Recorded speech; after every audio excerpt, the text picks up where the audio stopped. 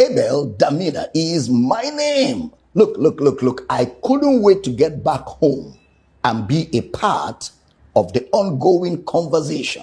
There's been this conversation going on whether there's a genocide in Nigeria or there's no genocide in Nigeria. And I listen to certain individuals who say there's no such thing in Nigeria. Well, whether you call it genocide or you don't call it genocide, let me speak as a victim.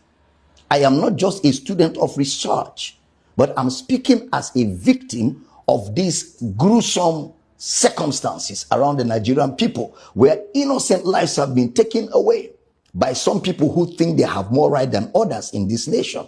And some people have reduced it to herders and farmers clash. No, sir. This has been ongoing. I grew up in northern Nigeria. My father was a pastor with the Assemblies of God Church. One morning, we just woke up in Assemblies of God Church, Samaru Zaria, somewhere adjacent the north gate of Samaru Zaria. My father was a pastor. All of a sudden, we woke up in the morning, no provocation, nothing.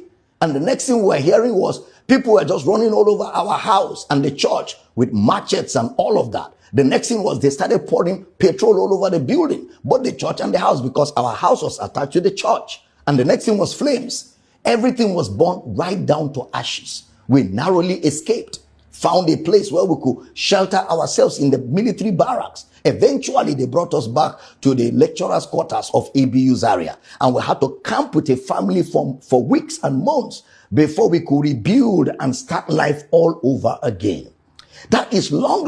I'm talking about 1986, 87. What about the Metasine situation? Metasine was a sect of the Islamic religion who went around burning and destroying and killing Christians back in the 80s. This is far before there was anything like farmers and herders clash.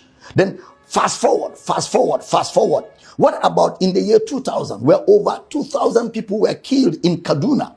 Year 2000. What about the over 300 people that were victims of the Miss World in November 2002? All of them, they were not a part of the Miss World.